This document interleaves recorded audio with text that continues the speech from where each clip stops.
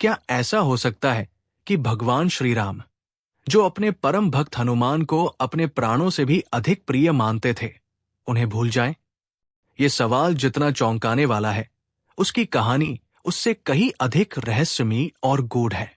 ये कथा उस समय की है जब रामायण समाप्त हो चुकी थी। रावण मारा जा चुका था, श्री राम अयोध्या लौट चुके थे और उनका राज्याभिषेक हो चुका था। रामराज्य की स्थापना हो चुकी थी, जहां न्याय था, धर्म था और संतोष था। लेकिन इसी शांति के बीच एक दिन कुछ ऐसा हुआ जिसने सभी देवताओं को चौंका दिया। अयोध्या के राजमहल में एक दिन एक साधु श्रीराम से मिलने आया। वह तपस्वी दिखता था, आंखें तेजस्वी, वाणी शांत, पर उसके अंदर कुछ अनोखा था। श्रीराम ने उसे सम्मानपूर्वक बैठाया और पूछा, कहिए मुनिवर, मैं आपकी क्या सेवा कर सकता हूं? साधु मुस्कुराया और बोला, हे रघुनंदन, मैं आपसे एक वचन चाहता हूं। जब तक मैं आपसे कुछ मांगू नहीं, तब तक कोई भी मेरे कक्ष में प्रवेश न करे।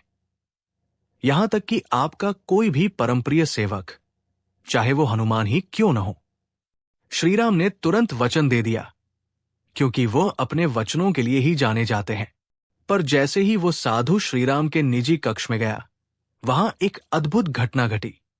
उसी क्षण नारद मुनि ब्रह्मलोक में जाकर सब देवताओं से बोले, देखो लीला की शुरुआत हो चुकी है। स्वयं विष्णु ने अपने ही भक्त को भुला दिया है। अब हनुमान की अग्नि परीक्षा होगी। अयोध्या के महल में हनुमान जी रोज की तरह प्रभु श्रीराम के दर्शन के लिए पहुंचे, लेकिन द्वारपालों ने उन्हें रोक दिया। उन्होंने कहा, प्रभु ने आदेश दिया है कि जब तक वे बाहर न आए, कोई अंदर न जाए। हनुमान जी चौंक गए। ऐसा पहले कभी नहीं हुआ था।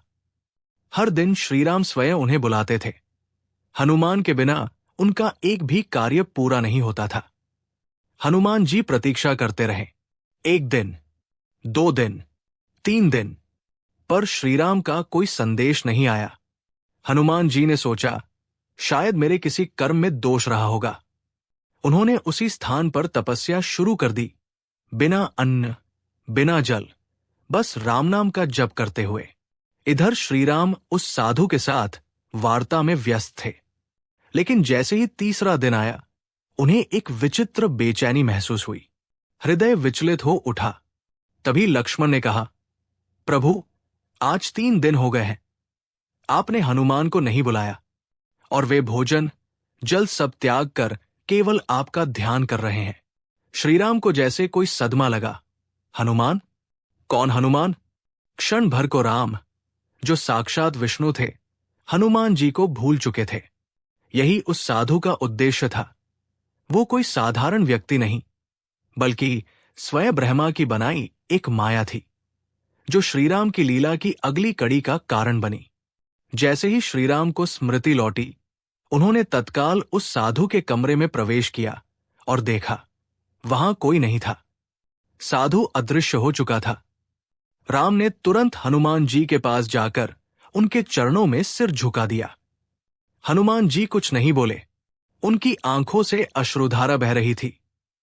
श्रीराम ने कहा, मुझे क्षमा करो हनुमान, ये मेरी लीला थी, पर तुम्हारी भक्ति ने उसे भी हिला दिया। तुम मेरे नहीं, मैं तुम्हारा हूं। उस दिन देवताओं ने आकाश से पुष्प वर्षा की। नारद ने कहा, जग में ऐसा कोई नहीं जो विष्णु को भी भूलने पर मजबूर कर दे, पर हनुमान का प्रेम उन्हें फिर से याद दिला देता है। और तभी श्रीराम ने एक और वचन दिया, जब जब मेरा नाम लिया जाएगा, हनुमान का नाम उससे पहले लिया जाएगा। जहां जहां रामायण पढ़ी जाएगी, वहां सबसे पहले हनुमान का स्मरण होगा। इसलिए आज भी जब हम श्रीराम का नाम लेते हैं, तो उससे पहले कहते हैं, जय श्रीराम के परम भक्त, जय हनुमान। इस कथा का संदेश गहरा है। एक सच्चे भक्त का प्रेम ईश्वर को भी विवश कर देता है। ये केवल भक्ति नहीं, समर्पण की पराकाष्ठा है। ऐसी ही और रहस्यमयी और दिव्य कहानियों के लिए सब्सक्राइब करें हमारा चैनल अपना गुरुकुल, क्योंकि यहां हर कथा सिर्फ कहानी नहीं, आत्मा से आत्मा तक का संवाद है।